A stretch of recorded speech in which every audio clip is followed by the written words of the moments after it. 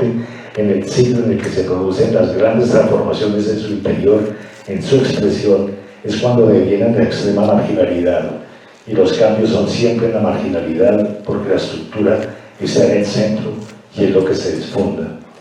Después del estallido de la era tecnológica, audiovisual, el teatro es sostenido por un grupo de obstinados que se empeñan en una experiencia anacrónica, en un arte muerto que ya no tiene lugar en el mundo.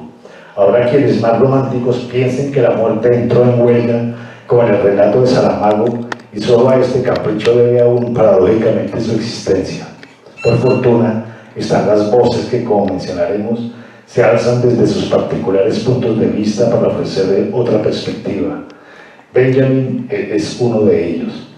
Si bien Benjamin murió antes de poder experimentar todas las posibilidades que tendría el desarrollo tecnológico, hay implícita en su percepción una anticipación que se actualiza y que forma parte, en palabras de Adorno, de aquellos problemas a los que volveremos, porque son los que en otro tiempo quedaron sin resolver. En sus consideraciones acerca de la reproductividad técnica, Benjamin pone en tensión el cine y la fotografía con la manufactura y los modos de producción auráticos o preindustriales, dentro de los que, siguiendo sus planteos, se encuentra el teatro. El teatro, el aura que sobrevive en el arte, si bien sería en muchos aspectos un tejido en el contexto actual, en la era de la reproductividad técnica, en la sociedad de la mercancía, deviene fieltro en términos de vejez. Deviene porque si alguna vez fue un modo de producción naturalizado, con funciones específicas y producto utilitario, en la movilidad que sufren los modos de producción en los diferentes contextos, el teatro deviene más aurático que nunca, a pesar de su manipulación mercantilista en muchos casos. Para la obra de arte permeada íntegramente por la reproducción técnica, como en efecto lo es el cine, no hay oposición más decisiva que el teatro, decía Benjamin. Pero esta oposición se sostiene en estado de resistencia, una persistencia del teatro que intenta dar batalla a la muerte en medio de los medios que lo ahogan. Sin embargo, el teatro, a pesar de sufrir sus impactos,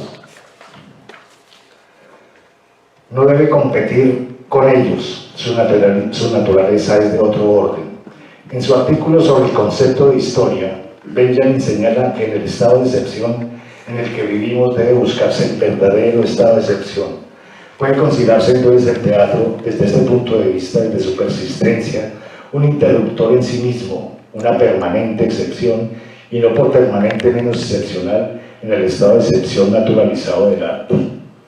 La cuestión de la presencia. Es interesante también la perspectiva de Deleuziana sobre el teatro. En la imagen Tiempo, estudio sobre cine, tomo 2, Deleuze llama la atención acerca de la rivalidad cine-teatro a partir de la presencia, que es el gran abismo que en principio los distingue. Allí concluye que en realidad el problema no es el de la presencia, sino el de una creencia que pudiera restituir el mundo y el cuerpo a partir de lo que significa su ausencia. Coincido con Deleuze en apreciar esta creencia indispensable en el teatro. Sin ella no hay teatro. La creencia está en su razón de ser. Desde allí es desde donde se relaciona con el mundo. Ritual, ceremonia.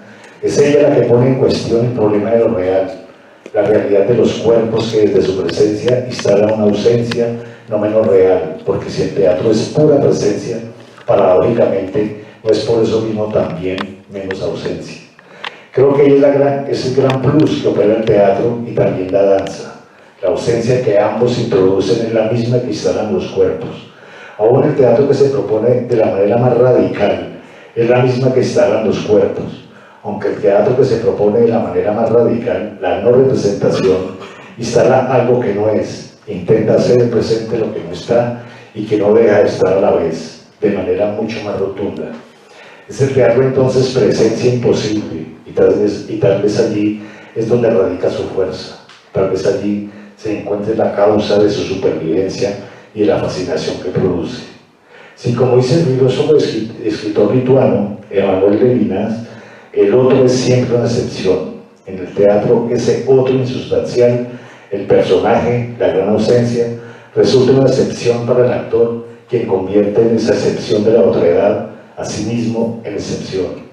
Él mismo se vuelve excepcional ante la experiencia de la ausencia, ante el acontecimiento, y esto no sin la presencia ausente del espectador, haciendo del teatro el verdadero estado de excepción que promoviera Benjamin. El problema del cuerpo. En lógica del sentido, Deleuze analiza la tarea del actor en relación al acontecimiento. El tiempo del acontecimiento, la representación y la relación entre actor y personaje que entendemos como la tensión de una relación, no relación. El actor permanece en el instante, mientras que el personaje que interpreta espera o teme en el porvenir. Se acuerda o se arrepiente en el pasado, es en ese sentido que el actor representa. Hace corresponder el mínimo de tiempo interpretable en el instante con el máximo de tiempo pensado. Ese es el sentido de representación que da Deleuze, el de casi causa de lo que dice no crea, opera. Pero el actor de teatro, a diferencia del de cine, no solo representa, sino que inevitablemente presenta, y no una vez por todas, sino cada vez, por todas las veces.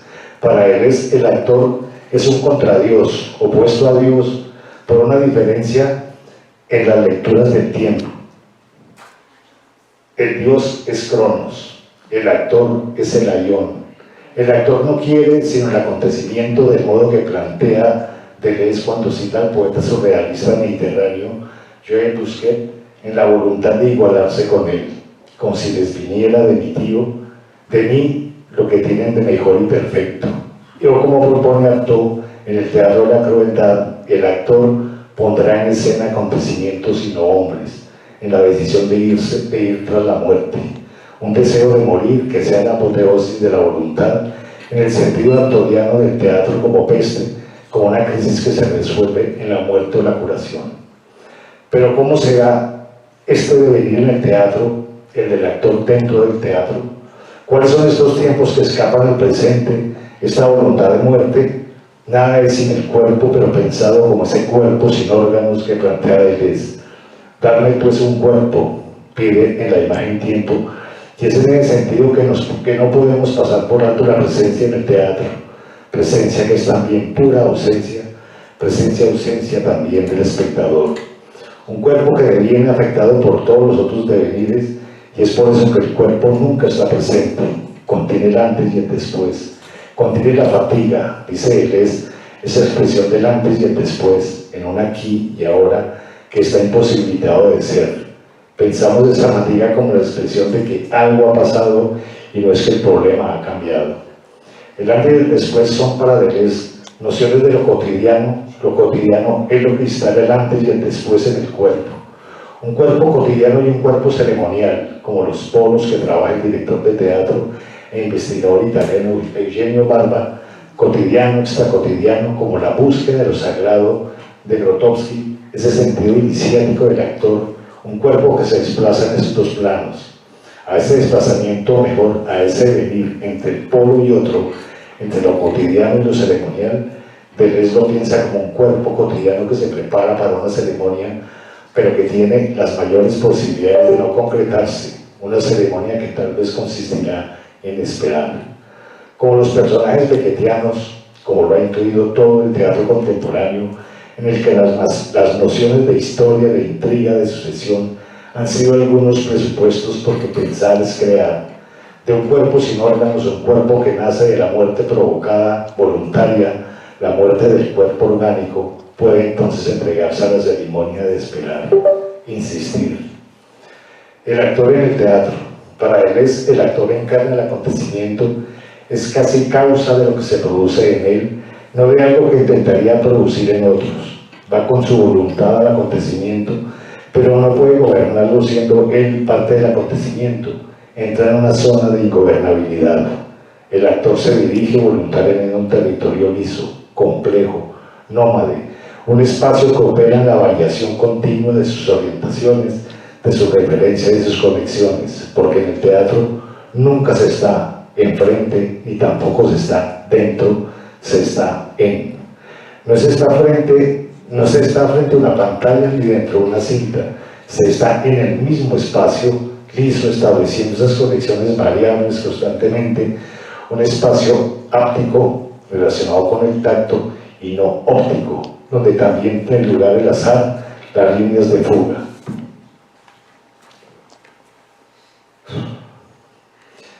teatro, el azar, al que el actor se somete, no tiene la posibilidad de regresar para ser gobernado. El desplazamiento coopera el tiempo, no es el de la cámara con sus detenciones y regresos a un punto inicial, ni la posibilidad de ligar algo, volverlo definitivo. Dice José Luis Valenzuela, director de cine y teatro de la UCLA, refiriéndose a la actuación contemporánea: el hecho de que los actores no establezcan partituras rígidas debe compensarse con un sentido de la oportunidad para abolir la distancia que normalmente separa nuestros pensamientos de nuestros actos. El actor de teatro va libremente hacia el azar, de suerte que éste deja de serlo porque él lo ha elegido, va a su encuentro y afirma el azar absoluto cada vez que de acto en acto, y vuelve a jugarse entero cada vez. Realiza la operación de desfundarse y con ella la conciencia de la inseguridad, de la pérdida del control del dominio, es decir, deviene. El tiempo del actor de teatro deviene del instante, porque en ese instante móvil que no deja de dividirse, que esquiva el presente, el actor de teatro va al acontecimiento sintiendo que éste lo está esperando como Busquet para ser uno con él, no como medio, no como copia de algo identificable, reconocible, no miméticamente. Y aquí contradigo a Aristóteles y me adhiero a él: el mimetismo es un mal concepto, producto de una lógica binaria para explicar fenómenos que tienen otra naturaleza. El actor va al acontecimiento de la identidad infinita de los dos sentidos a la vez, es todos los nombres y ninguno. Va al acontecimiento del teatro con la mayor fe, en la creencia de poder operar sobre el mundo, de volver a crear con él un vínculo, cada vez en el devenir constante que nunca logra dejarse ser. El actor es actor y personajes que nunca será, porque ha dejado de ser ya a cada instante. Es la individualidad que se vuelve colectiva, al mismo tiempo es la singularidad en la que se carga lo colectivo.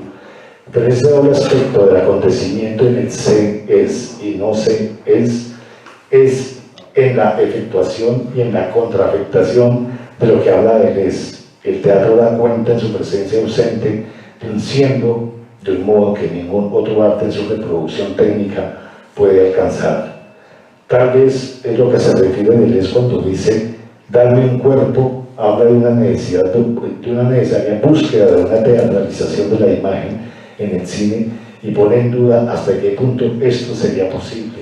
Quizá es lo que espera encontrar en la búsqueda del gestus brechtiano, un cuerpo que pudiera nacer y desaparecer en una ceremonia, una liturgia, digo, el teatro. Relación cine-teatro. No es interés crear una confrontación cine-teatro. El actor de hecho suele transitar por ambos. Se trata de pensar desde qué lugar puede ser analizado uno y otro, qué clase de tensiones los recorren, cuál es el lugar de la representación del tiempo, del movimiento en cada uno de ellos. Se trata de intentar dejarse llevar por la exterioridad de una creencia que pone lo impensado en el pensamiento. Así como reconocemos líneas que se cruzan y se atraviesan entre cine y teatro, creemos que también existen aspectos que los hacen inequiparables. En primer lugar está el tema del tiempo, que instala la presencia y viceversa. La teatralización, el gestus que busca el cine, en el teatro tienen lugar colectivamente, entre el actor y el espectador, entre ellos, pero de manera dinámica. El devenir del actor no se interrumpe nunca, no hay cámara que se apague para volverse a encender, no hay toma que repetir a ese devenir, se desarrolla en y por el afecto entre actor y espectador. Sin ese afecto ininterrumpido no hay devenir, es decir, no hay teatro. Al señalar lo colectivo como modo de concreción teatral, podría objetarse que el cine también lo contiene, pero lo colectivo del teatro tiene lugar también en la libertad del espectador de seleccionar lo que desea ver, la posibilidad de dejarse afectar de modo que nadie dirija o estructure ese afecto sin mediación, excepto todas las que ya existen para ambos: la historia, la cultura, qué vemos cuando vemos, qué percibimos cuando percibimos, qué concepto de experiencia de lo real estamos manejando. Incluso habría que preguntarse si en definitiva la obra no es una mediación ya en sí misma. Es innegable que en el cine la cámara impone un punto de vista excluyente, aún el que experimenta de las más diversas formas con lo visual, Y es por eso que Benjamin equipara el actor de cine y el tipo de exposición al que se somete con el gobernante, distinguiéndolo del actor de teatro, de la selección de que es capaz la cámara para él. Resultan vencedores el star y el dictador. Cuando plantea que a la reproducción le falta su aquí y ahora, su existencia única en el lugar donde ella se encuentra, o que el aura está unida a su aquí y ahora, y es a lo que renuncia el actor de cine, o citando al filósofo alemán Rudolf Arnheim, en el cine se actúa lo menos posible. Se piensa en la teatralización que busca Deleuze, en la imagen cinematográfica, y se entiende que lo que está en juego es esta mediación. El aquí no supone la delimitación de un espacio y el ahora alude a un presente fijo precedido por un pasado y antecesor de un futuro. Lo referimos a ese aquí y ahora del actor del que habla Deleuze, el del tiempo que consiste en esquivar el presente. Se toman precauciones frente a algunas opiniones de Benjamin en cuanto a que el comediante que representa sobre un escenario se identifica con un papel. Y también aquí se encuentran diferencias entre el actor de cine y de teatro. La larga tradición inaugurada por Stanislavski en el teatro, generada por el cine a través de la escuela de Strasberg, impusieron métodos que designaron la actuación por mucho tiempo, puntos de vista orientados a la verosimilitud o a hacer del teatro y del cine un reflejo de la vida. Fue justamente el escenario el que modificó aquellos mandatos, el que operó una inversión en el punto de vista desde hace más de un siglo. Es el teatro el que aparece. Es la actuación misma la que se expone con todos sus procedimientos, donde la obra se crea con el público. Es el entre de esa relación.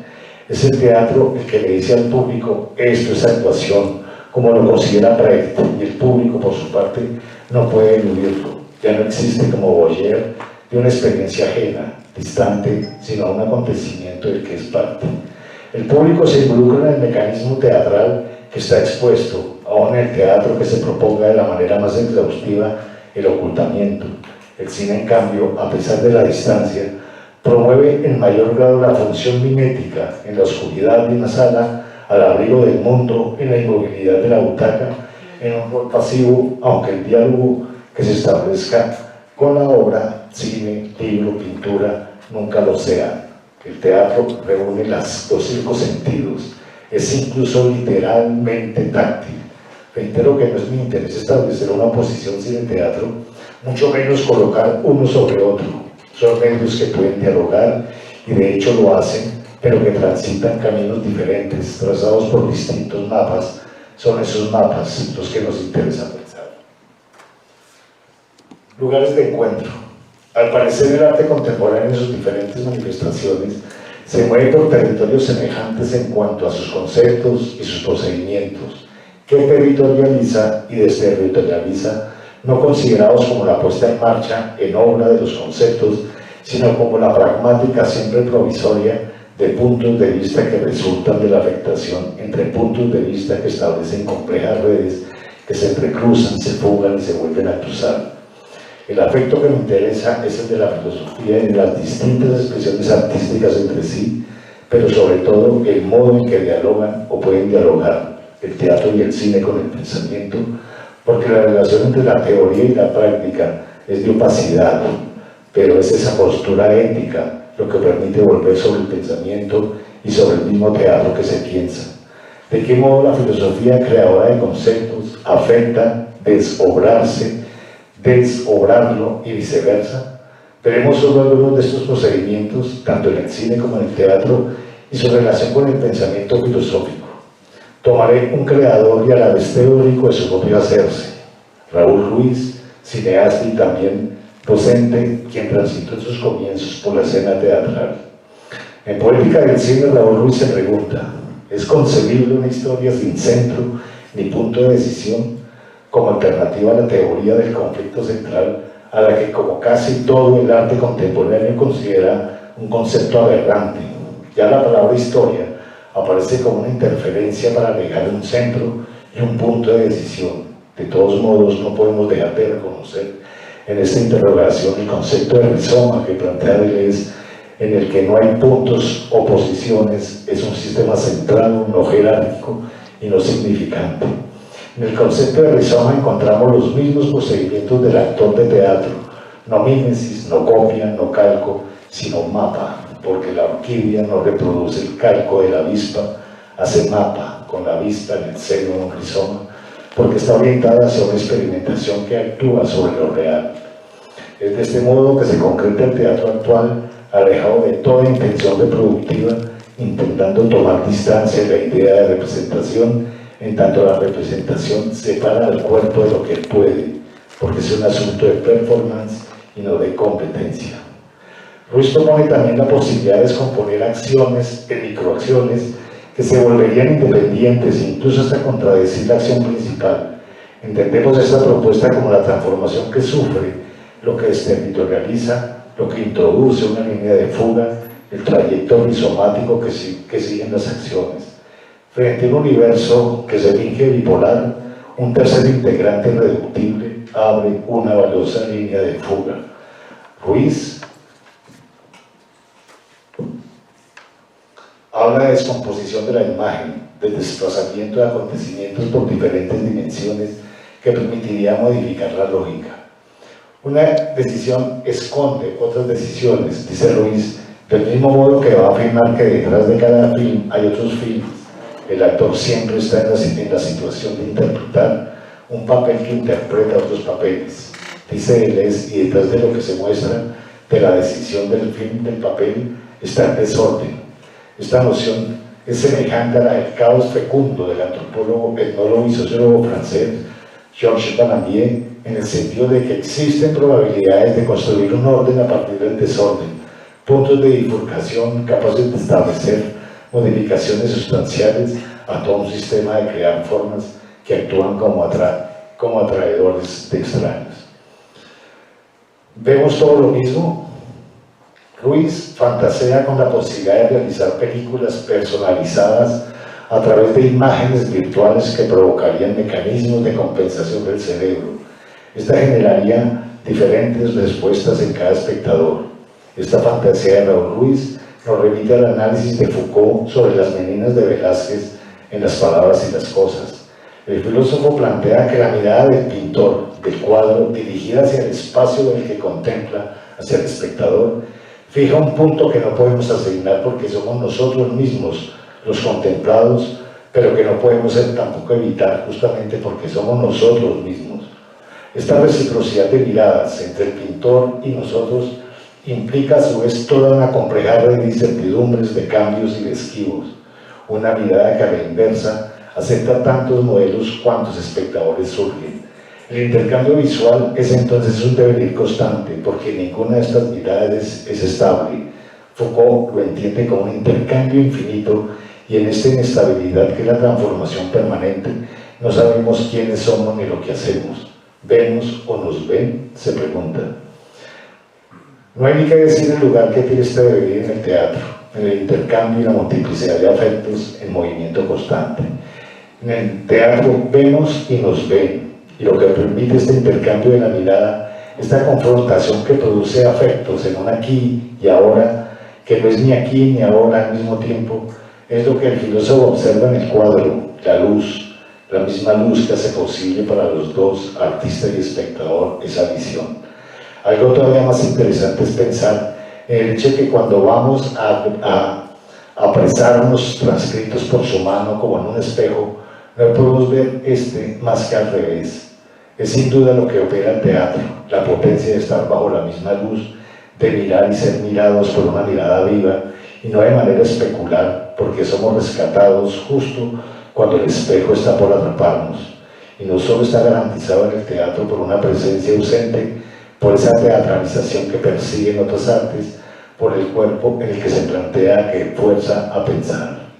El actor hace concreta la abstracción sin eliminarla, ocupa ese lugar del umbral que le otorga poderes fuera de lo común, como el mago, ese poder que hace que, una vez lanzado el furor de su tarea, el actor necesita infinitamente más coraje para resistirse a cometer un crimen que el asesino para completar su acto, como diría Artaud. Preferimos pensar al actor como ese mago capaz de ver algo desconocido y de mostrar el desorden al tiempo que revelador del sentido de la culpabilidad y del orden, en la medida en que lo subvierte y lo restablece sucesivamente. Continuidad y dispersión, dice Ruiz, son dos principios constantes del cine, y ambos son posibles por el montaje. En el teatro ocurre algo similar, pues podemos hablar de técnicas de montaje en las obras teatrales. La diferencia es que en el teatro contemporáneo el público asiste a ese montaje y en más de un sentido es parte de él. El actor dispone solamente de ese sentido de la oportunidad, crea a partir de esa voluntad original de acción que lo impulsa a poner en acto en ese instante que no deja de dividirse sin garantías, partiendo del azar como principio constructivo. Con mis ojos de dinosaurio. Ricardo Aronovich, director de fotografía, ha trabajado con directores como Ariel Resnick, Miguel Vitín, Costa Gabras, Hugo Santiago, Luis Mal, Héctor Escola, Luis Guerra, León Hirschman, entre otros. Tres situaciones diferentes en la experiencia fílmica de la perspectiva de alguien que aporta literalmente la mirada que es el ojo de la creación cinematográfica.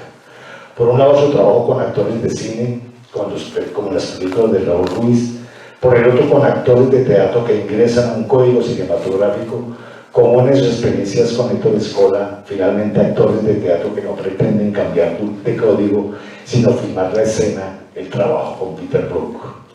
Aronovich filmó con Raúl Ruiz películas como El tiempo recobrado en el 98 o Clint en 2006. Define a Ruiz como un intelectual, un teórico del cine y se ubica a sí mismo en la orilla opuesta como un hacedor que no parte de un lugar conceptual para la realización. Su experiencia con el cineasta chileno y el modo en que se cruza ese soporte teórico, conceptual, con su pragmatismo, como dialoga la luz con un cine chamánico, entre tantos otros conceptos que Ruiz quiere desarrollar. Para Aronovich, a Raúl Ruiz, es más difícil verlo que hacerlo. Me encantaba trabajar con él, era muy fácil trabajar con él. Aparte de las charlas previas, tenía libertad total, hacíamos películas de época, a mí me gusta la evocación. Definíamos la estética, el look, una vez definido eso, era más fácil decidir. Recuerda Aronovich que en una película decidió trabajar con una actriz en el rol principal que no tenía nada que ver con el personaje. La pasión de Ruiz por el cine, que lo impulsaba a concretar sus proyectos, aún en las condiciones más adversas, le permitían reformular sus ideas previas, esas que él mismo decía que intentaba desechar, porque las reglas no son descriptibles ni a priori ni a posteriori.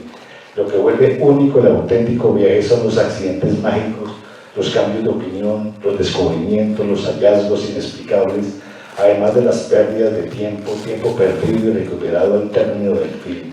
Mientras que en el caso de un viaje organizado, el placer equivale al respeto sádico del programa. Ruiz era monotemático y monomaníaco, dice Aronovich. Parece interesante esta posibilidad de poner en tensión la visión de un creador sobre el otro. Lo que queda claro es que existió un entendimiento entre ambos que les permitió trabajar juntos, haciendo de esta asociación una experiencia repetible y recordable. Los franceses hablan del mundo de Raúl Ruiz o el mundo de una construcción especial. Aronovich trabajó en varias películas con Héctor Escola, entre ellas dirigió La fotografía de Leval, 1983. Con respecto a esa experiencia con actores de teatro en el cine, decía: Escola es un tipo maravilloso de una humanidad, es un orgasmo esa película, hacerla fue genial, es un viejo humanista comunista fantástico. Originalmente Leval era una obra de teatro y sus actores conformaron el elenco del film. Los actores son actores. Conclusión, por fin. Traducir es una operación que sin duda consiste en someter, sobrecodificar, dominar el espacio liso, neutralizarlo, pero también proporcionarle un medio de propagación, de extensión, sin el cual tal vez moriría por sí solo. Si pensamos en todos los presupuestos que trabaja el teatro, desde hace ya muchas décadas, puestos en tensión con el cine y ambos con el pensamiento filosófico del último siglo, veremos que no solo no existe ninguna disociación entre el pensamiento y el cuerpo, que es lo que pone ninguna disociación entre el pensamiento y el cuerpo, que es lo que pone fundamentalmente el teatro, aquella presencia-ausencia, sino que este es un vínculo que se vuelve imprescindible. Es necesario entonces sumergir el pensamiento en el cuerpo, como propone Deleuze, porque en el dominio del pensamiento y la inteligencia hay actitudes que escapan al dominio de la palabra. Todo sentimiento es en realidad intraducible. Expresarlo es traicionarlo, pero traducirlo es disimularlo, dice Artaud. El lenguaje es una operación de esa naturaleza, la de la traducción, la de la copia, y cuando se dirige al arte, fracasa. Por eso deberíamos gestar una escritura que ponga en evidencia el movimiento, mutación que la propia lengua traiciona. Deleuze. Expresiones como el color de tal obra musical, el movimiento del cuadro, la musicalidad del teatro, podrían pensarse por un lado como híbridos que dan cuenta de su propia impotencia, como un intento de acortar la distancia entre la palabra y la cosa, pero por el otro evidencian el cruce que han operado las artes, un intento del lenguaje por intervenir en esas otras dimensiones para dar cuenta de ese territorio de desplazamientos, refundaciones, movilidad que transitan y sobre las que crea, como el poeta que bajo el lenguaje de los signos y bajo el juego de sus distinciones bien recortadas trata de oír el otro lenguaje sin palabras ni discursos de la semejanza. Porque no es solo el problema del lenguaje. En Poética del Cine, Raúl Ruiz se pregunta si las artes podrían copiarse unas a otras, de modo que después de oír el equivalente musical de lo que el viento se llevó, seamos capaces de escribir la novela en que se basa la película, mientras que una pintura que contendía toda esta película nos permitía transcribir la integralidad de aquella partitura musical. El teatro, que es ontológicamente ese cruce, que devienen esas líneas transversales que lo atraviesan y que fugan, no puede ser aprehendido por la palabra. La música, la danza, la pintura y luego el cine, la fotografía, los medios audiovisuales no están contenidos en él, son el devenir teatral, pero todos atravesando sin cesar un cuerpo. Si, como explica Walter Benjamin, la traducción es una forma que en su original contiene y requiere una traducción, el arte como traducción de un original que sería lo natural o lo real, cumpliría con este principio, es traducción, es decir, traición. He recurrido que la traducción de las palabras, porque lo demás solo puede hacerlo el teatro, pensar a través de un cuerpo. Y antes de terminar, ya me acordé de cine. Hay una frase que le dice Hitchcock a un personaje en el rodaje de una película y le dice: si usted va a fumar, fume, pero no actúe. Gracias.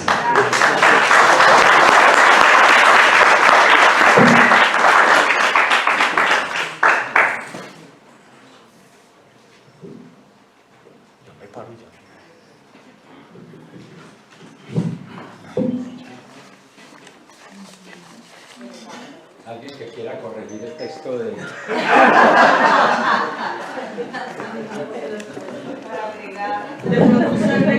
Lo hice reír, pero lo hice reír.